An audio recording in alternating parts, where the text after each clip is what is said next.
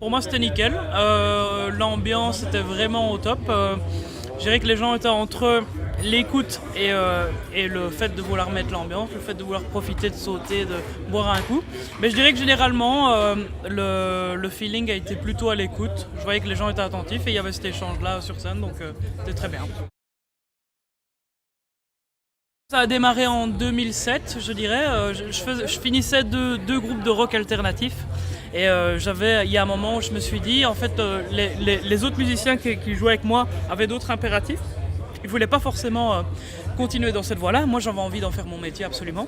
Et à ce moment-là, en 2007, oui, j'ai sorti un premier EP que je distribuais dans la cour d'école, je vendais même. Et donc, de fil en aiguille, j'ai enregistré un premier album en 2011 en Angleterre avec David Goffin, qui s'appelle Human Magnets. Et puis en 2013, j'ai fait un EP qui s'appelle Waiting Rooms. En 2014, j'ai fait un album qui s'appelle Light Charges. Et ici, je viens de sortir, il y a peu de temps, un EP qui s'appelle The Cycle of Water. Et alors maintenant avec Marion, on est en train de collaborer sur des futures productions. Je compte travailler avec différents producteurs, voir un peu comment ça se passe et essayer d'apporter différentes influences à mon travail, quoi.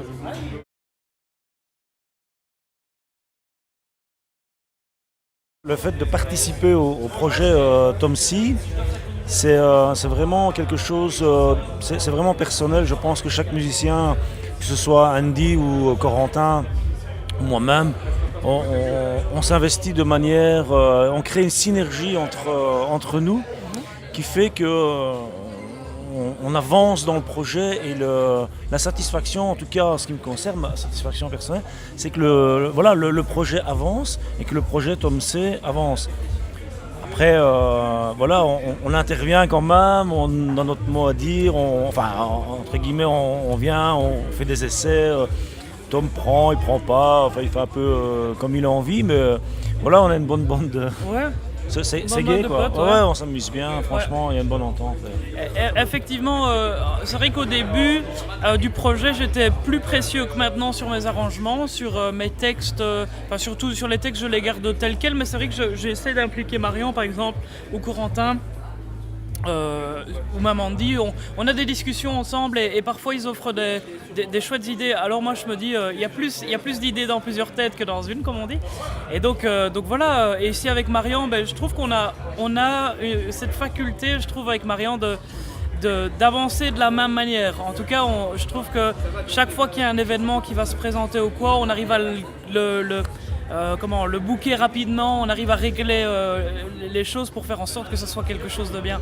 Et je pense que ce sera la même chose pour la production. Quand on est allé, je suis allé chez lui il n'y a pas très longtemps, on a répété un petit peu, on a mis un looper en place, on a commencé à gratouiller un peu et on a fait des chouettes petites productions comme ça, tranquillement. Et puis là maintenant, j'ai fait des nouvelles pré-productions qu'on va travailler ensemble et les amener à des singles et ce genre de choses. J'aime beaucoup jouer dans la rue parce que ça m'offre beaucoup de spontanéité, ça me permet de m'améliorer en tant que musicien, ça me permet de travailler des nouveaux titres, même travailler des nouvelles reprises. Les reprises, ça permet d'améliorer son jeu de guitare ou de trouver d'autres influences au niveau de la voix.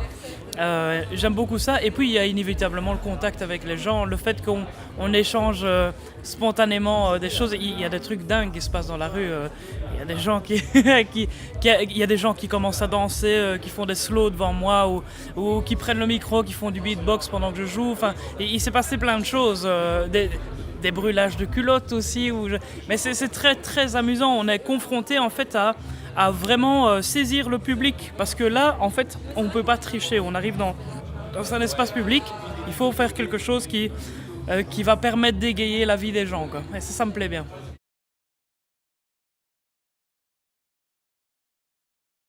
L'Angleterre a une scène, on va dire, la scène locale anglaise est à la fois bonne et moins bonne. Enfin, comme ici, je dirais, mais il y a beaucoup de pubs, énormément. Il y a beaucoup de musique. Il y a plein de trucs qui sont bookés chaque semaine, chaque jour dans des petites villes. Donc, tu prends une ville comme Othon, peut-être que chaque soir, il y a 4-5 groupes qui jouent en même temps, voire même plus parfois. Et c'est très intéressant. Il faut essayer de se retirer du lot vraiment. Il faut apporter quelque chose au niveau de la présence du projet qui est très très forte en Angleterre.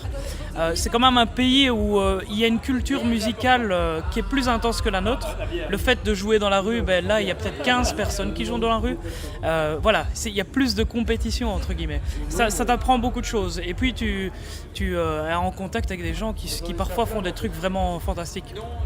Et puis en Russie, c'est totalement différent. Les événements sont organisés différemment. Il y a un truc très très intime avec le public. C'est très fort, je trouve, l'échange.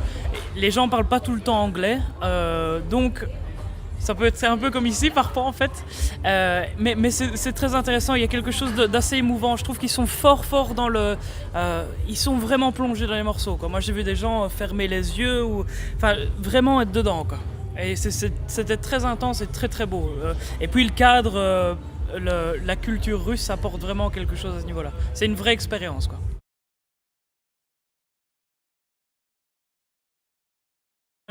C'est une bonne question ça. Les deux, ouais, inévitablement. L'un a un impact sur l'autre. Se faire connaître, c'est tout à fait possible. Comme se faire écouter. Je pense que se faire écouter est plus difficile que se faire connaître, bizarrement, parce que je pense que les gens vont peut-être te connaître parce qu'ils ont vu une vidéo de toi, parce qu'ils ont vu une photo de toi avec quelqu'un ou sur un truc, mais ils n'auront peut-être pas entendu ce que tu fais. Oh, je connais de nom, voilà. Maintenant, faire écouter quelque chose qu'on fait ou faire écouter un album qu'on fait à quelqu'un, on est dans un système qui fonctionne tout à fait différemment. Pour moi, la musique à l'heure actuelle, elle est gratuite. Les services de streaming proposent tous ça gratuitement. Et moi, je trouve que c'est une très bonne chose. Je trouve que je vois pas pourquoi je devrais réserver ma musique à une élite. Il y a des gens il y a peut-être des gamins de 12 ans qui ont pas la thune d'acheter mes CD et qui ont envie d'écouter ce que je fais. Pourquoi j'irais leur dire, les gars, dépensez 20 balles sur mon album ou sinon... Non, je trouve qu'à l'heure actuelle, on a vraiment quelque chose de bien, quoi. Et justement, je trouve que les labels qui essayent de mettre des freins à tout ça se trompent complètement parce que les gens continueront à pirater. C'est une très bonne chose. Les gens continueront. Avant, on enregistrait ça sur cassette, on attendait que notre morceau passe à la radio pour l'enregistrer.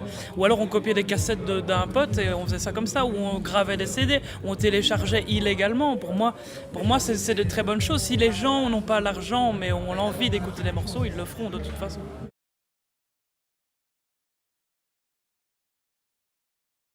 Ce qu'on peut souhaiter au projet, je pense qu'on continue à fonctionner ensemble parce que on a quelque chose de bien en équipe. J'ai envie qu'on continue dans cette équipe-là. J'espère qu'il n'y aura pas d'autres impératifs qui devra faire en sorte qu'on joue séparément.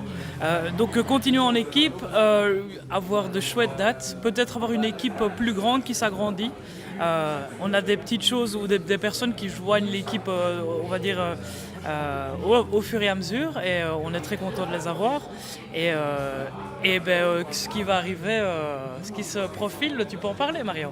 On a fait la baie, où là, finalement, on faisait une avant-première, les gens ne venaient pas spécialement pour nous, mais on a eu vraiment des très bonnes surprises parce que voilà, ça a bien fonctionné. Là, il nous a reprogrammé donc on va au Palais 12 à Bruxelles. On fait une avant-première du spectacle le 22 octobre, la Reine des Neiges. Donc c'est un spectacle sur glace. Et là, il nous place effectivement en avant-première. Et une belle date qui se profile dans la région de Bruxelles dans le courant du mois de décembre. On ne peut pas en dire trop pour le moment parce que ça va encore se placer. Mais une fois que ça sera mis, les gens peuvent suivre en tout cas sur la page. Ça va arriver bientôt, quoi. Ça sera ça va être un bon groupe, très connu. Un bon groupe international, donc voilà. C'est cool. D'accord, super, merci beaucoup. Merci à vous. Merci.